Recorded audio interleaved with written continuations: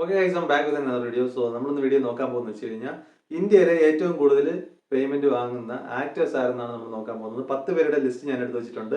ഇത് ഞാൻ അനലൈസ് ചെയ്ത ലിസ്റ്റ് അല്ല, ബിസിനസ് ഇൻസൈഡർ പുറത്തുവിട്ടിട്ടുള്ള ഒരു ലിസ്റ്റ് ആണ്. സോ ഈ ലിസ്റ്റിനകത്ത് 10 പേരുണ്ട്. ആ ഒരു 10 പേരും എത്ര സാലറി ഒക്കെയാണ് വാങ്ങുന്നത്, എത്ര കോടിയൊക്കെയാണ് വാങ്ങുന്നത് എന്നതിനെ കുറിച്ച് നമ്മൾ ഇന്ന് വീഡിയോയിൽ ഡീറ്റെയിൽ ആയിട്ട് നോക്കാൻ പോവുകയാണ്. അപ്പോൾ ഇതിനകത്ത് 6 പേര് സൗത്ത് ഇന്ത്യയിൽ നിന്നിട്ടുള്ളവരാണ്, ബാക്കി 4 പേര് ബോളിവുഡിൽ നിന്നിട്ടുള്ളവരാണ്. അപ്പോൾ ഇവരാരൊക്കെ നിങ്ങൾക്ക് പല പേരുകൾ നിങ്ങളുടെ മനസ്സിൽ വരുന്നുണ്ടാവും. അപ്പോൾ അതൊക്കെയാണോ എന്ന് നമുക്ക് വീഡിയോയിൽ വ്യക്തമായിട്ട് നോക്കാം. അവർ എത്ര കോടിയൊക്കെ വാങ്ങുന്നതെന്ന് നമുക്ക് നോക്കാം. സോ നിങ്ങളുടെ മൈൻഡിൽ ഒരു കാണുമല്ലോ, ഇന്ന ആൾ ഇത്ര എമൗണ്ട് വാങ്ങും, ഇന്ന ആൾ ഇത്ര കോടി വാങ്ങും എന്നൊക്കെ. സോ അത് കറക്റ്റ് ആണോ എന്ന് നിങ്ങളൊന്ന് ജസ്റ്റ് ഇപ്പോൾ ഒന്ന് കമന്റ് ചെയ്യുക പറ്റുമെങ്കിൽ. അതിനുശേഷം വീഡിയോ കാണുന്നത് അത് കറക്റ്റ് ആണോ എന്ന് നോക്കാം നമുക്ക്. അപ്പോൾ നിങ്ങൾ ഫസ്റ്റ് ടൈമാണ് വീഡിയോ കാണുന്നതെങ്കിൽ വീഡിയോ ഇഷ്ടപ്പെടുന്നുണ്ടോ എന്നതിനെ കുറിച്ച് നിങ്ങളുടെ അഭിപ്രായം നിങ്ങൾ കമന്റ് ബോക്സിനകത്ത് അറിയിക്കുക. അപ്പോൾ ബിസിനസ് ഇൻസൈഡർ പുറത്തോട്ടുള്ള ഒരു അപ്ഡേറ്റ് നമുക്ക് നോക്കാം. ആ ഒരു ലിസ്റ്റ് ഏതൊക്കെയാണെന്ന് നമുക്ക് നോക്കാം. സോ ഇതിനകത്ത് നമുക്ക് ആദ്യം 10 നിന്നിട്ട് 1 വരാം.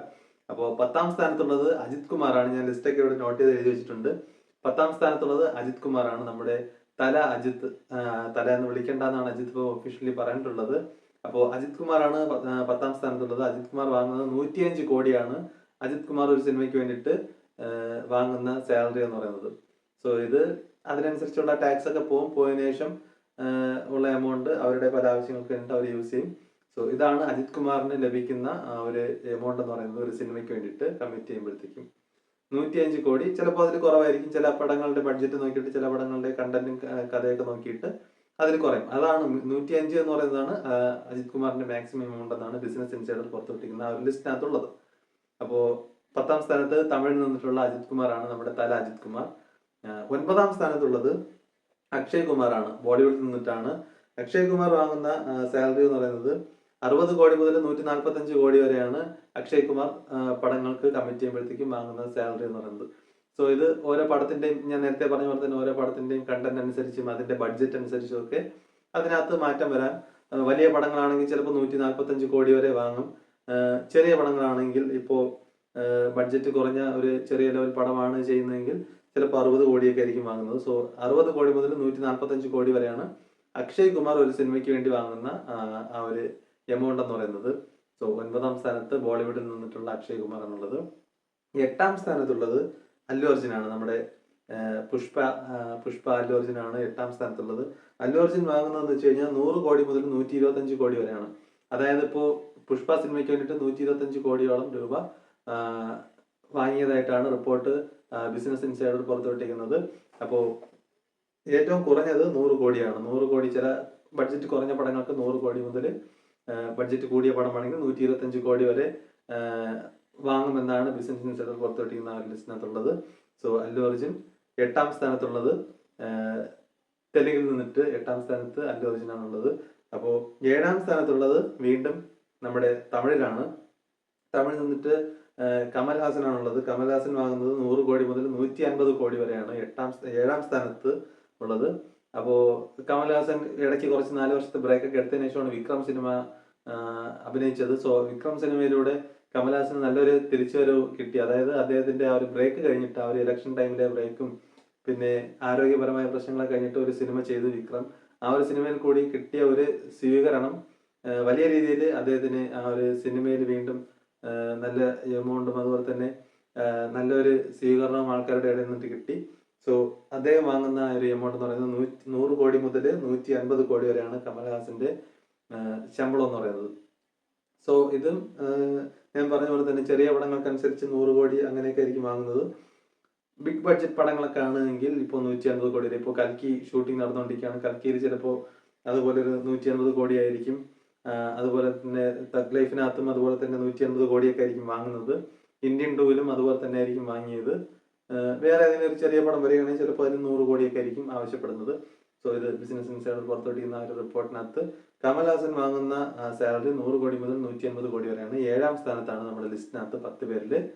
നമ്മുടെ ലിസ്റ്റിലെ 6ാം സ്ഥാനത്തുള്ളത് വീണ്ടും നമുക്ക് ബോളിവുഡിലോട്ട് പോകാം. സൽമാൻ ഖാനാണ് 6ാം സ്ഥാനത്തുള്ളത്. സൽമാൻ ഖാൻ വാങ്ങുന്നത് 100 കോടി മുതൽ 150 കോടി വരെ. കമൽഹാസൻ വാങ്ങുന്ന അതേ ഒരു സാലറി പാറ്റേൺ ആണ് സൽമാൻ ഖാനും വാങ്ങുന്നത്. സൽമാൻ ഖാൻ വാങ്ങുന്നത് 100 കോടി മുതൽ 150 കോടി വരെയാണ്. സോ ഇതും ഞാൻ പറഞ്ഞ പോലെ ബഡ്ജറ്റിനനുസരിച്ച്, സിനിമയുടെ ബഡ്ജറ്റിനനുസരിച്ച്, സിനിമ വലിയ സ്കെയിലിൽ എടുക്കുന്ന പടമാണ് എങ്കിൽ അതിന് 150 കോടി വരെയൊക്കെ വാങ്ങാൻ സാധ്യതയുണ്ട്. ചെറിയ ബഡ്ജറ്റിൽ എടുക്കുന്ന പടമാണ്, ഒരു ലോ ബഡ്ജറ്റ് പടമാണ് എങ്കിൽ ചിലപ്പോൾ 100 കോടിയൊക്കെ ആയിരിക്കും ആവശ്യപ്പെടുന്നത്. അപ്പോൾ ഇതാണ് ബിസിനസ് ഇൻസൈഡർ പുറത്തുവിട്ടിരിക്കുന്ന റിപ്പോർട്ട് അനുസരിച്ച് 6ാം സ്ഥാനത്തുള്ളത് സൽമാൻ ഖാനാണ്. 100 കോടി മുതൽ 180 കോടി വരെയാണ്. 5ാം സ്ഥാനത്തുള്ളത് അതും വീണ്ടും ബോളിവുഡിൽ തന്നെയാണ്, അമീർ ഖാനാണുള്ളത്. അമീർ ഖാൻ വാങ്ങുന്നത് 100 കോടി മുതൽ 175 കോടി വരെയാണ് 5ാം സ്ഥാനത്ത് അമീർ ഖാൻ വാങ്ങുന്നത്. അമീർ ഖാൻ ഇപ്പോൾ റീസെന്റ് ആയിട്ട് വലിയ പടങ്ങളൊന്നും റിലീസ് ആയിട്ടില്ല, എന്നാൽ പോലും അമീർ ഖാന്റെ ആ ഒരു ലെവൽ ഇപ്പോഴും താഴ്ന്നിട്ടില്ല.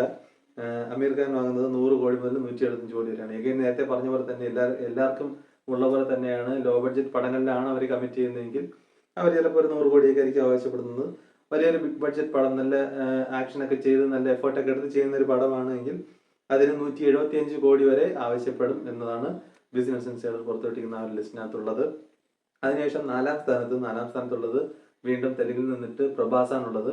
പ്രഭാസിന് ഇപ്പോൾ നല്ലൊരു മാർക്കറ്റ് ഉണ്ട് ഇൻഡസ്ട്രിക്കകത്ത്. സോ ഇപ്പോൾ കൽക്കി ആണെങ്കിലും അതുപോലെ തന്നെ ഇതിനു മുന്നേ വന്ന സലാർ ആണെങ്കിലും ഈ പടങ്ങൾക്ക് ഇതിന്റെയൊക്കെ ഒരു ബേസ് കാരണം എന്ന് പറയുന്നത് ബാഹുബലി തന്നെയാണ്. ബാഹുബലി ഫസ്റ്റും സെക്കൻഡും ഒക്കെ തന്നെയാണ് ഇതിനൊരു വലിയൊരു പ്രഭാസിന്റെ കരിയറിലെ വലിയൊരു ഈ ഒരു ശമ്പളം വർദ്ധിച്ചതിന് ഒരു മെയിൻ ആയിട്ടുള്ള ഒരു കാരണം എന്ന് പറയുന്നത് ബാഹുബലി തന്നെയാണ്. പ്രഭാസ് വാങ്ങുന്നത് 100 കോടി മുതൽ 200 കോടി വരെയാണ് പ്രഭാസിന്റെ ഒരു പടത്തിന് വേണ്ടി കമ്മിറ്റ് ചെയ്യുമ്പോഴത്തേക്കും വാങ്ങുന്നത്. അതും ഈ പറഞ്ഞ പോലെ തന്നെ 100 കോടി എന്ന് പറയുന്നത് ചിലപ്പോൾ ഒരു ലോ ബഡ്ജറ്റ് പടമാണെങ്കിൽ ചിലപ്പോൾ 100 കോടിയൊക്കെ ആയിരിക്കും വാങ്ങുന്നത്. ഡെഫിനറ്റ്ലി കൽക്കിക്കും സലാറിനും ഒക്കെ 200 കോടിയൊക്കെ ചിലപ്പോൾ ആവശ്യപ്പെട്ടിരിക്കും. 200 കോടിയാണ് വാങ്ങുന്നതെന്നാണ് ബിസിനസ് ഇൻസൈഡർ പുറത്തുവിട്ടിരിക്കുന്ന ആ ഒരു ലിസ്റ്റിനകത്ത് പറഞ്ഞിരിക്കുന്ന എമൗണ്ട്. അപ്പോൾ പ്രവാസിന് അതിനനുസരിച്ചുള്ള മാർക്കറ്റ് ഉണ്ട് ഇൻഡസ്ട്രിക്കകത്ത്. അപ്പോൾ അതുകൊണ്ട് 100 കോടി മുതൽ 200 കോടി എന്ന് പറയുന്നത് വലിയൊരു കാര്യമല്ല. ഇതിനുശേഷം അടുത്ത് 3ാം സ്ഥാനത്ത്, നമ്മുടെ ലിസ്റ്റിനകത്ത് 3ാം സ്ഥാനത്തുള്ളത് നമ്മുടെ സ്വന്തം തലപതി വിജയ് ആണ്. ഇപ്പോൾ രാഷ്ട്രീയ പ്രവേശനമൊക്കെ കൺഫേം ചെയ്തിട്ട് ഇങ്ങനെ പുള്ളി നിൽക്കുകയാണ്. അപ്പോൾ വിജയ് വാങ്ങുന്ന സാലറി എന്നത് ബിസിനസ് ഇൻസൈഡർ പറയുന്നത് 130 കോടി മുതൽ 200 കോടി വരെയാണ് വിജയ് വാങ്ങുന്ന സാലറി എന്നാണ് അവർ പറയുന്നത്. സോ ഇതും എനിക്ക് തോന്നുന്നു ഓരോ പടങ്ങൾക്കനുസരിച്ച് മാറുമെന്ന് തോന്നുന്നു. 130 കോടി എന്ന് പറയുമ്പോൾ വാരിസ് പോലത്തെ പടങ്ങൾക്ക് പുള്ളി വാങ്ങിയത് ചിലപ്പോൾ 100 കോടിയൊക്കെ ആയിരിക്കും, 130 കോടി ആയിരിക്കാം. ഏറ്റവും കൂടിയത് ഇപ്പോൾ എന്ത് പറയാം, നമുക്ക് ലിയോ പോലെ ഒരു സിനിമ, അല്ല എങ്കിൽ ഗ്രേറ്റസ്റ്റ് ഓഫ് ഓൾ ടൈമിനാണെങ്കിലും ഇനി വരാൻ പോകുന്ന പടങ്ങൾക്കാണെങ്കിലും നല്ല ബിഗ് ബഡ്ജറ്റ് പടങ്ങളെ ഇനി വരാൻ സാധ്യതയുള്ളൂ. അപ്പോൾ ഇതിനൊക്കെ നോക്കുകയാണെങ്കിൽ ചിലപ്പോൾ 130 മുതൽ 200 കോടി വരെ ഇതിനകത്തുള്ളൊരു എമൗണ്ട് വാങ്ങേണ്ട സാധ്യത ഉണ്ട് എന്നാണ് ബിസിനസ് ഇൻസൈഡർ പുറത്തുവിട്ടിരിക്കുന്ന ഒരു ലിസ്റ്റിനകത്തുള്ളത്. സോ വിജയും നല്ലൊരു മാർക്കറ്റ് ഇൻഡസ്ട്രിയിലുള്ളൊരു നടനാണ്. എനിക്ക് തോന്നുന്നു വലിയൊരു സൂപ്പർ സ്റ്റാർ പദവിയിലോട്ട് എത്തി നിൽക്കുന്ന ഒരു നടനാണ്. ഒരു ചെറിയ ലോ ബഡ്ജറ്റ് പടം ഇറക്കിയാലും അതിന് നല്ല രീതിയിൽ ഹൈപ്പിൽ ഒരു ബോക്സ് ഓഫീസ് കളക്ഷൻ നേടിക്കൊടുക്കാൻ സാധിക്കുന്ന ഒരു നടൻ തന്നെയാണ് വിജയ്. അപ്പോൾ 130 കോടി മുതൽ 200 കോടി വരെയാണ് വിജയുടെ ഒരു സിനിമയ്ക്ക് വേണ്ടി വിജയ് ആവശ്യപ്പെടുന്ന ശമ്പളം എന്ന് പറയുന്നത്. സോ ഇത് ബിസിനസ് ഇൻസൈഡർ പുറത്തുവിട്ടിരിക്കുന്ന ആ ലിസ്റ്റിനകത്തുള്ളതാണ്. 2ാം സ്ഥാനത്തുള്ളത് സൂപ്പർ സ്റ്റാർ രജനീകാന്ത് ആണ്. സൂപ്പർ സ്റ്റാർ രജനീകാന്ത് വാങ്ങുന്നത് 150 കോടി മുതൽ 210 കോടി വരെയാണ്. അതും ഈ പറഞ്ഞ പോലെ ഡിപ്പെൻസ് ഓൺ പടം, അതായത് ലോ ബഡ്ജറ്റ് പടമാണെങ്കിൽ അതിനനുസരിച്ചുള്ള ശമ്പളമായിരിക്കും വാങ്ങുന്നത്. 150 കോടിയൊക്കെ ആയിരിക്കും വാങ്ങുന്നത്. ബിഗ് ബഡ്ജറ്റ് പടമാണെങ്കിൽ പ്രത്യേകിച്ച് രജനീകാന്തിന്റെ ആരോഗ്യമൊക്കെ വെച്ചിട്ട് രജനീകാന്ത് അത്ര എഫേർട്ട് എടുത്ത് ചെയ്യുന്ന ഒരു സിനിമയൊക്കെ ആണെങ്കിൽ അതിന് 210 കോടി വരെയൊക്കെ വാങ്ങുമെന്നാണ് ബിസിനസ് പുറത്തുവിട്ടിരിക്കുന്ന ഒരു ലിസ്റ്റിനകത്ത് അവർ പറഞ്ഞിരിക്കുന്നത്. ഇപ്പോൾ ഷൂട്ടിംഗ് നടക്കുന്ന പടത്തിനാണെങ്കിൽ ചിലപ്പോൾ എനിക്ക് തോന്നുന്നു ഒരു 150 കോടിയൊക്കെ ആയിരിക്കും വാങ്ങുന്നത്. അതിനുശേഷം ലോകേഷ് കനകരാജ് സംവിധാനം ചെയ്യുന്ന കൂലി സിനിമയ്ക്ക് ചിലപ്പോൾ 210 കോടി വരെ ആവശ്യപ്പെട്ടിരിക്കാം. സോ ഇതിനനുസരിച്ച് മാറിക്കൊണ്ടിരിക്കും, ബഡ്ജറ്റിനനുസരിച്ചും ഇടുന്ന എഫേർട്ടിനനുസരിച്ചും ഒക്കെ സിനിമയുടെ പ്രൊഡ്യൂസേഴ്സിനും അനുസരിച്ചൊക്കെ ഇതിന്റെ മാർക്കറ്റിന്റെ ആ ഒരു ലൈൻ ഉണ്ടല്ലോ, അതിനനുസരിച്ച് അവർ വാങ്ങുന്ന എമൗണ്ടിനും വ്യത്യാസം വരും. സോ 150 കോടി മുതൽ 210 കോടി വരെയാണ് രജനീകാന്ത് ആവശ്യപ്പെടുന്ന എമൗണ്ട് എന്നാണ് ബിസിനസ് ഇൻസൈഡർ പുറത്തുവിട്ടിരിക്കുന്ന ഒരു ലിസ്റ്റിനകത്തുള്ളത്. അപ്പോൾ 1ാം സ്ഥാനത്ത് ആരായിരിക്കും? ഡെഫിനറ്റ്ലി നമ്മുടെ ഇന്ത്യയുടെ തന്നെ ഒരു ബിഗ്ഗസ്റ്റ് സൂപ്പർ സ്റ്റാർ ആയിട്ട് ഇപ്പൊ നിൽക്കുന്ന ഷാറുഖ് ഖാൻ ആണ്. ഷാറുഖ് ഖാൻ വാങ്ങുന്നത് 150 കോടി മുതൽ 250 കോടി വരെയാണ്. ജവാൻ പോലത്തെ സിനിമയ്ക്കൊക്കെ 250 കോടി രൂപ വരെ വാങ്ങിയെന്നൊക്കെയാണ് പറയുന്നത്. അതുപോലെ തന്നെ ലോ ബഡ്ജറ്റ് സിനിമകളാണെങ്കിൽ ഇപ്പോൾ ഇടയ്ക്കൊരു സിനിമ ഇറങ്ങിയായിരുന്നല്ലോ, അപ്പൊ അതിനകത്തൊക്കെ 150 കോടിയൊക്കെയാണ് വാങ്ങിയെന്നും റിപ്പോർട്ട്സ് ഉണ്ട്. നമ്മുടെ ലിസ്റ്റിനകത്ത് 1ാം സ്ഥാനത്ത് നിൽക്കുന്നത് ഷാറുഖ് ഖാൻ ആണ്. സോ ഷാറുഖ് ഖാൻ ഇപ്പോൾ ഇന്ത്യയിലെ നമ്പർ 1 ബ്രാൻഡായിട്ട് മാറി കഴിഞ്ഞിരിക്കുകയാണ്. അപ്പോൾ ഇവരാണ് നമ്മുടെ ലിസ്റ്റിലെ 10 പേര്. 1-ാം സ്ഥാനത്ത് ഷാറൂഖ് ഖാൻ, 2-ാം സ്ഥാനത്ത് രജനികാന്ത്, 3-ാം സ്ഥാനത്ത് വിജയ്, 4-ാം സ്ഥാനത്ത് പ്രഭാസ്, 5-ാം സ്ഥാനത്ത് അമീർ ഖാൻ, 6-ാം സ്ഥാനത്ത് സൽമാൻ ഖാൻ, 7-ാം സ്ഥാനത്ത് കമൽ ഹാസൻ, 8-ാം സ്ഥാനത്ത് അല്ലു അർജുൻ, 9-ാം സ്ഥാനത്ത് അക്ഷയ് കുമാർ, 10-ാം സ്ഥാനത്ത് അജിത് കുമാർ. സോ നിങ്ങളുടെ ലിസ്റ്റിൽ എന്തൊക്കെയാണ് നിങ്ങൾക്ക് പറയാനുള്ളത്? നിങ്ങൾക്ക് എന്തെങ്കിലും ഇതിൽ തെറ്റുണ്ട് എന്നൊക്കെ പറയുന്നെങ്കിൽ നിങ്ങൾ അതിനെ കമന്റിലൂടെ നിങ്ങൾക്ക് അറിയിക്കാം. സോ ഇതാണ് ബിസിനസ് ഇൻസൈഡർ പുറത്തുവിട്ടിരിക്കുന്ന ഒരു ലിസ്റ്റ്. ആ ലിസ്റ്റിനകത്തുള്ള 10 താരങ്ങൾ അവർ വാങ്ങുന്ന സാലറിയൊക്കെ നമ്മൾ നോക്കിക്കഴിഞ്ഞു. സോ ഇത്രയേ ഉള്ളൂ ഇന്നത്തെ വീഡിയോ എന്ന് പറയുന്നത്. നിങ്ങൾക്ക് ഇഷ്ടപ്പെട്ട നടൻ ആരാണ്? അവർക്ക് ഈ ഒരു എമൗണ്ട്, ഈ അവർ വാങ്ങുന്ന ഈ ഒരു ശമ്പളം അത് അവർക്ക് കറക്റ്റ് ആണോ? അവരുടെ മാർക്കറ്റിനനുസരിച്ചുള്ള ശമ്പളമാണോ അവർ വാങ്ങുന്നത്? ഇന്ന ആൾ ഇത്രയും കുറയ്ക്കാൻ വരുന്നു, കുറച്ചുകൂടെ കുറയ്ക്കാൻ വരുന്നു, അല്ലെങ്കിൽ ഇന്ന ആൾ ഇത്രയും കൂട്ടാൻ വരുന്നു എന്നൊക്കെയാണെങ്കിൽ നിങ്ങളുടെ അഭിപ്രായം നിങ്ങൾ കമന്റ് ബോക്സിനകത്ത് അറിയിക്കുക. സോ അടുത്തൊരു വീഡിയോയിൽ കാണാം. അതുവരയ്ക്കും ബൈ.